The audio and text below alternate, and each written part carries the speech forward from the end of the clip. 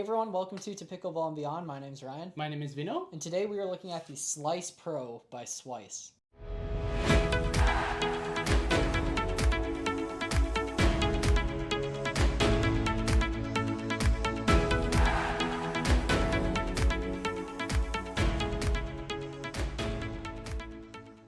So we already put out a review on the Swift Pro, and now we have another paddle by Swice, the Slice Pro. So let's hear your initial thoughts on it. Love the purple. Really nice design. I think they had a power paddle. They wanted to come up with something a little bit different that meets this other audience. Yep. I think they hit the nail on the head. Yep. Again, really good grip. A shorter handle, Compared, right? And we're kind of discussing about these dimensions. We'll kind of put it online on the screen as well. The paddle length is 16.1. The paddle width is 7.8, which is almost very close to an 8. If you kind of look at like a wide body, it's very, very close. And we'll talk a little bit on the functionality as well. But it is a hybrid shape, correct? So how would you categorize this paddle? So it was close between that all-around and control, and I think it just lands in the control category. But again, it's pushing into that all-around. That's where I'd place it. Yeah, and I think this paddle comes up with some really nice features. Yeah. For a hybrid shape, like all the hybrid shapes are known for its maneuverability. It's got that maneuverability and it's got that good control as well. So we'll start right at control. Yeah. Let's talk about control. So what was such a big upgrade compared to their Swift Pro is two things in the control department. Yeah. Number one being the sweet spot, much wider. It feels, like you said, it's almost a wide body, and it has the sweet spot of a wide body, which is super tremendous for control. So to put in context as far as numbers go, the twist weight on this is about 6.1. The twist weight on that is about 6.6. Being much lighter of a paddle, that's really nice. Yep. And then the swing weight, this is actually coming at 107, which is very maneuverable. Yeah.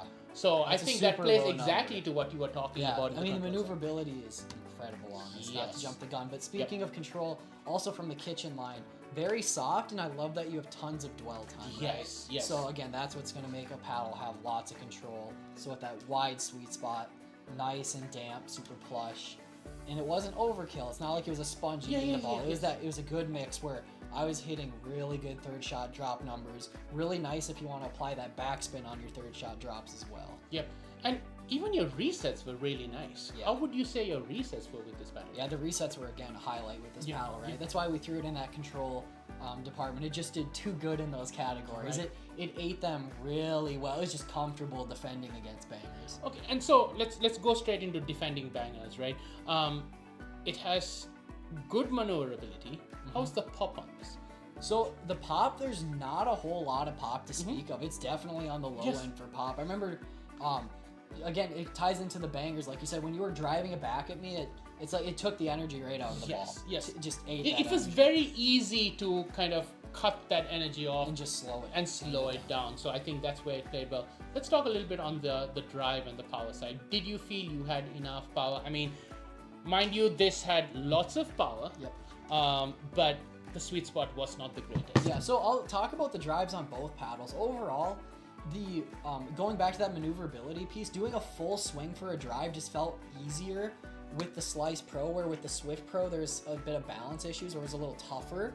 Right. But what I liked about the Swice here is it would really, again, it didn't have, the power was like pretty, standard, but it made for a deadly combination that traveled slightly slower, but it caught really well with that sweet spot where my drives were dropping so low, it was just incredible.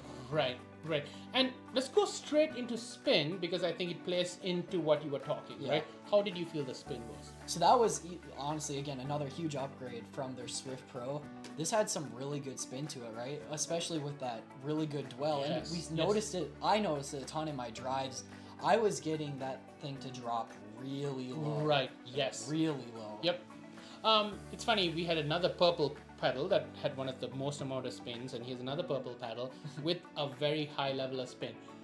Lots of the comments and questions have been to us. How does this compare with some of the popular paddles? One is the J2K. The the J2K Pro that you use, Yep. and the Ruby. So let's kind of categorize like control, power, spin. How would you categorize Yeah, this? so starting with control, in first place would be actually the Slice Pro. Yep, And agree. second would be the J2K. Mm-hmm. Third would be the, which we don't have on Yes, this, right? the But J2K Pro.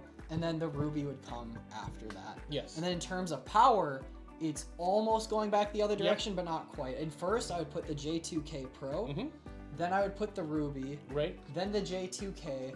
And then in last would be the Slice Pro. And I think as far as spin goes, I think both of us would agree all of them are above your 200 and 2100 RPMs. Yeah. They are extremely spinny paddles. Absolutely. So, you know, you're going to kind of get that this thing.